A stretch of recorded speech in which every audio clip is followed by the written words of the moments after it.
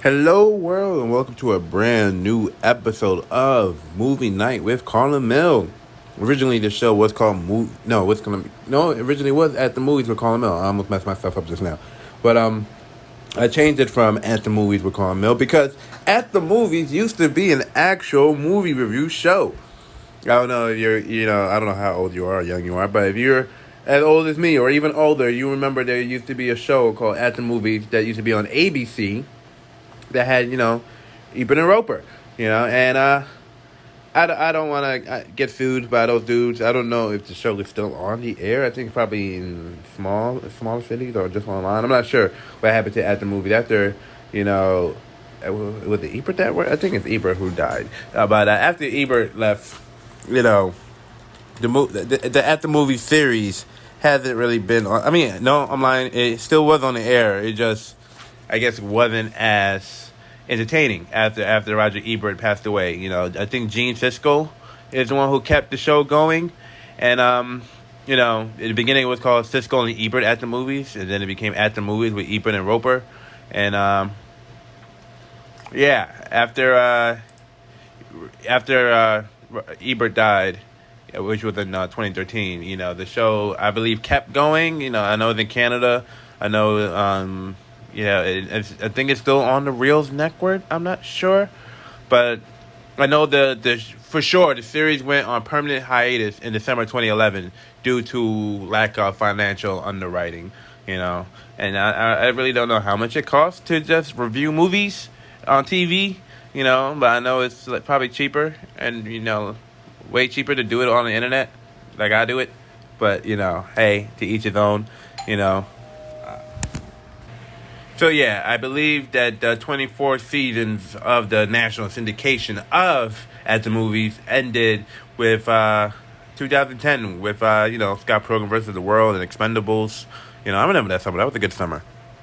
But it's not this summer. This summer has not been a good summer for summer blockbusters. As you know, every movie theater, majority of movie theaters, I should say, has been closed because of Corona. So I haven't been in a movie theater since, I would say, March of 2020 when I went to go see.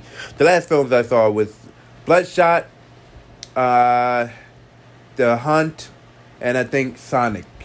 Yeah, I believe Sonic. Those were the last couple of films I've seen in theaters. And since then, everything had to been stream on demand or premium on demand. I had to see Trolls 2 World Tour on Vimeo, not Vimeo, Vudu. Scoob, I had to see on Vudu. Right now it says Mulan, I'm going to have to see on Disney Plus. And instead of paying the usual price for Disney Plus, I'm going to have to actually pay $30 to see Mulan on Disney Plus. So it looks like this premium video on demand thing is going to be around for quite some time. I'm pretty sure Black Widow will be on its way in that same direction.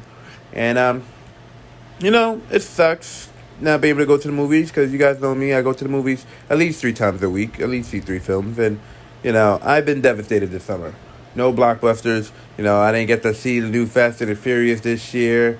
It's taking a toll on me. But, I always find a way to get my movie fix, So, recently, we had a drive-in theater. Oh, well, not even a theater, but they're having, drive-in movies in some locations because of COVID, and I decided, I have to go check one out because I've never been in a drive-in movie before, so I wanted to experience it for myself and see what was going on. So around my way, they have movie in your car, and they're showing movies at your college near my way, well, the parking lot at your college. And last weekend, they were showing Harlem Nights. Now, Harlem Nights is the 1989 American crime comedy drama written, executive produced, and directed by Eddie Murphy. Eddie Murphy co-stars with Richard Pryor, and they run a nightclub in the 1930s Harlem with, the usual gangsters and corrupt police officials. You got Danny Aiello, Red Fox, which was his last film before he died in 91, Della Reese, Charlie Murphy.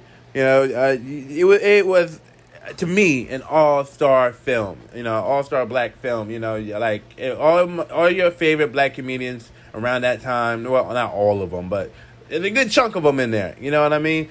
No, well, I shouldn't even just say comedians because just black faces in general that you like. Robin Harris was in this movie. Jasmine Guy was in this movie. Arsenio Hall was in this movie. You got Thomas McKill Ford. Rest in peace, Tommy. You got so many people in this movie, and I gotta be honest with you. When I was a kid growing up to see this, I didn't find this movie entertaining at all. I didn't really find it interesting at all growing up. Mostly because at that age, one, I didn't, understand the underworld like that. Two, 1930s Harlem, I definitely did not know enough about. So, I watched the movie because I recognized the faces, but I guess I was amused, but I wasn't really entertained. I remember rewatching it. I first saw it maybe when I was maybe 10, 11, especially when Busta Rhymes did a parody of it in his Pesco Vassier video. Then I saw it again when I was 15 going on 16, and I still wasn't that interested in it. But I've been telling you guys, I've been devastated. I've been wanting to go to the movies. I wanted to see something, so I was like, you know what, let's go to the drive-in and go see Harlem Nights, because Harlem Nights is not on my top list of Eddie Murphy movies. It's not on my top list of black films. It's not on my top list of gangster films, crime dramas, crime comedies. It's not on any of those lists. But, I wanted to see it, and especially because Harlem Nights is the only directorial effort made by Eddie Murphy. He said he always wanted to direct and star in a period piece, and as well as work with Richard Pryor, who he considers the greatest influence in stand-up comedy. And, the movie, even though it was a financial success because it grossed $95 million against a $30 million budget, Paramount was like, nah, y'all failed. Y'all failed because it's not a $100 million movie like how you guys did with Coming to America or Beverly Hills Cops. Because Beverly Hills Cops 2 and Coming to America, those films were blockbusters when it came out. Coming to America was $36 million, and it made almost $350 million in theaters. And I believe Beverly Hills Cops was somewhere around $27 million, and that made $300 million. So the Paramount saw that what little measly old $95 million. It was like, bruh, that's not a success. What you talking about? And I'm sitting here like, bruh, $95 million is a lot of money. Especially if your budget was only $30 million. But they wasn't with it. But I went to go see the movie in the drive-in, and not even surprisingly, I'm not even shocked about this, I found more stuff from this film that I didn't pick up when I was a kid. There were jokes where I was starting to understand them a lot better. The story I was able to understand all the way through. I still don't like the slow pacing, and I feel like I still don't believe the movie is Eddie Murphy's funniest. It's not the funniest Eddie Murphy movie to me at all. But I enjoyed it a lot better than I've ever did before. I'm not gonna lie, And I don't know why the movie didn't do well back in the day. All these faces in there, you would have thought this would have been a blockbuster hit as well as the last ones, Maybe it could be the fact back in November 17, 1989, there were two men who were shot and killed inside of an AMC theater in Detroit when they were showing this movie in the suburb of Michigan, I believe, or Southfield, Michigan. According to an eyewitness that was quoted in the Detroit Free Press, the shooting happened on opening night, during a shooting spree that happened in the film's opening. A 22-year-old woman panicked, ran into traffic, and was critical condition 2 days after in Providence Hospital, but the police named her name. And less than an hour after the shooting, the police arrived to the theater to find a 24-year-old man who he had shot at an officer, and the gunman was wounded when the police shot at him back in the theater parking lot. The incident caused the theater chain to cancel showings of Harlem Night, and it's messed up because I'm pretty sure there was a lot of people there, and they just stopped the movie. I heard they stopped the movie 3 times, And from what I've heard, there were people fighting in Sacramento that was showing the movie. And apparently that fighting went into the parking lot, and that ended with gunshots where two 24-year-old men were seriously injured. And then I think another person an hour later was shot in Richmond, California, seeing the same movie. And the police stopped the projection of Harlem Nights just trying to find a suspect. And, it was like a whole hour riot that went down. And it was just like, I hear stories all the time where they're like, oh, people were shooting up during Boys in the Hood or Men's in Society. I definitely did not expect Harlem Nights to be one of those films where people were just shooting up in the theaters. People were blaming the movie. They're like, oh, it glorified violence. But I've seen that movie. That movie's not that violent. I've seen some more violent movies. That movie is not violent at all.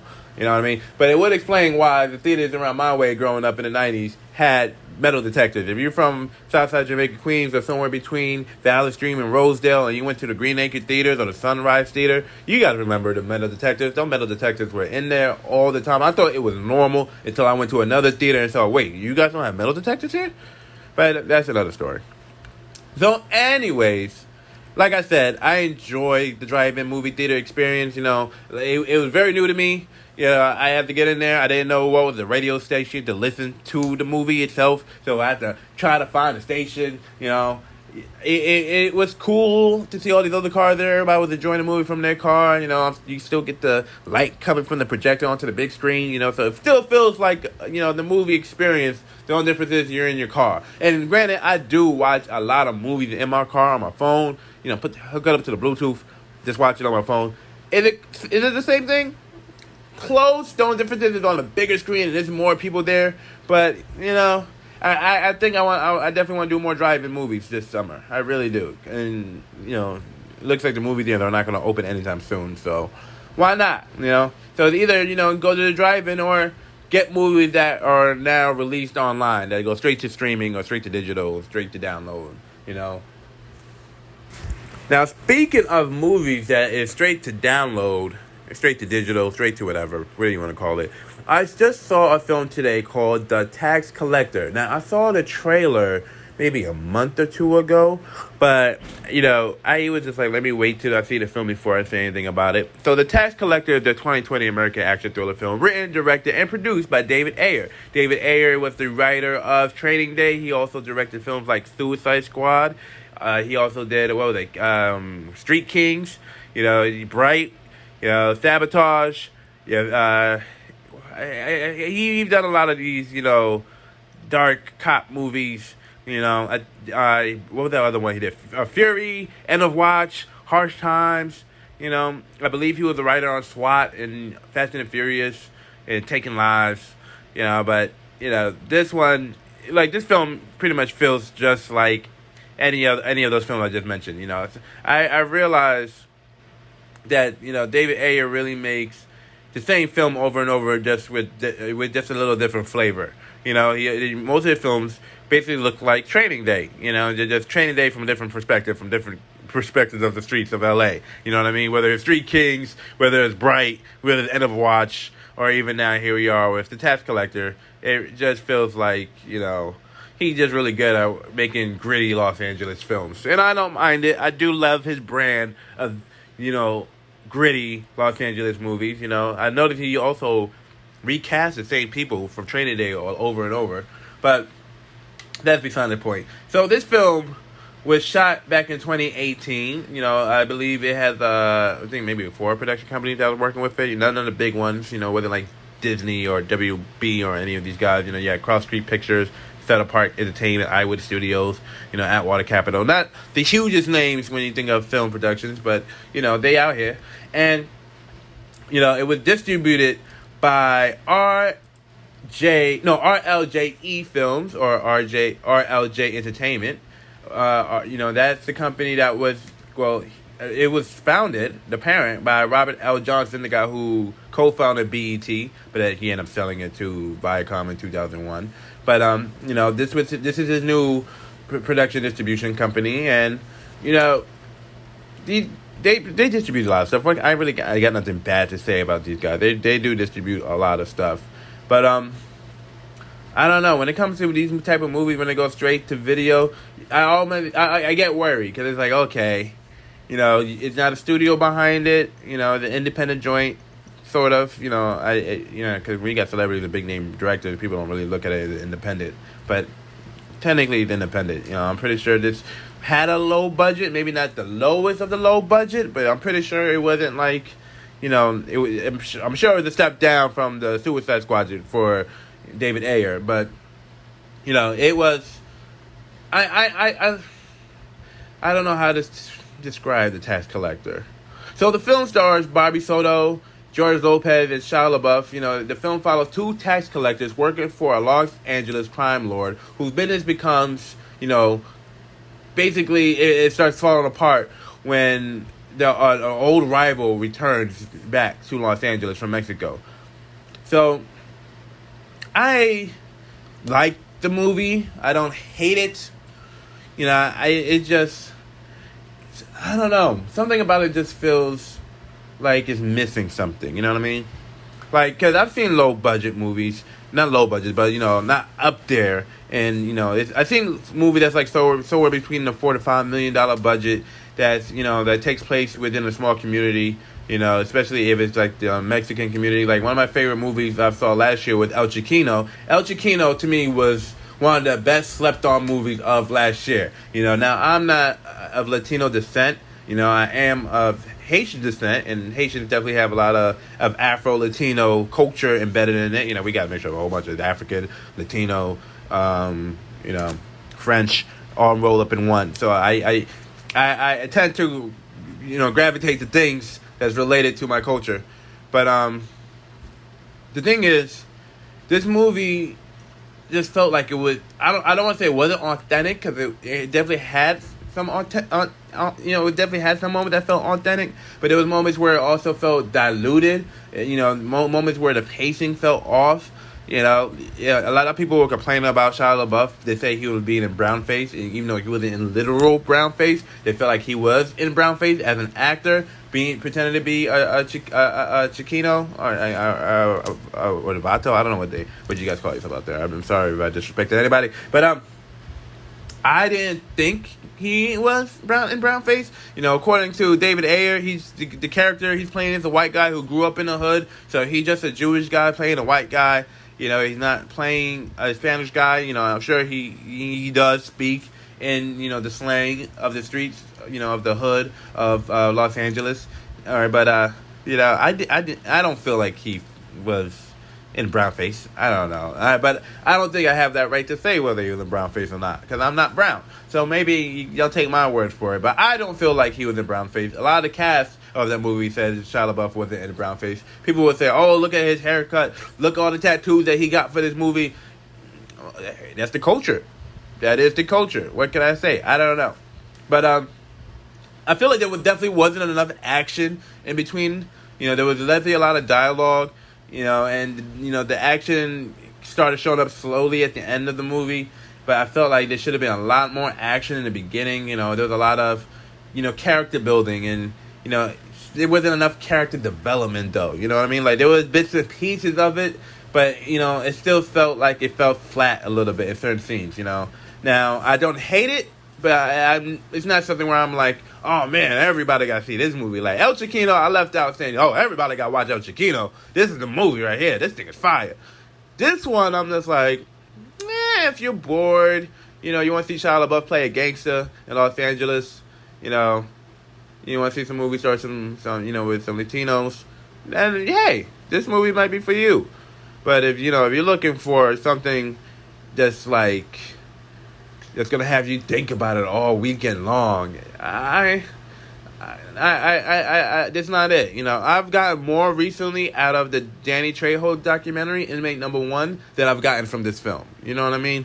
Like I don't hate it, but I'm not in love with it either. I wish there was more action. I wish there was more character development. I feel like this could have worked better as a series. Like this could have been a great Netflix series, but this feels like a Netflix original film. And not all Netflix original films are on point. They have all of the pieces, but it's just like it's fast food. It's like, here, take it and eat, go. And it's all right. If you're looking for a movie to watch, you're looking to be entertained. You want to see some brutal violence, because there's definitely some brutal violence in this movie. Then the tax collector's for you, but I definitely think it could have been better. But that's what this episode of At the Movies, is now. Colin Mill Movie Night with Colin Mill. I will be doing more soon. We're going to drop some videos of all the previous times we were at the movie in the last 2 years, since, all the movie theaters are closed now. So I want to share all my movie experience with you guys, and, help you guys reminisce on the good days when you actually walk into a theater and enjoy it. But until next time, much love, God bless. 2 pieces of chicken grease. I'll see you later.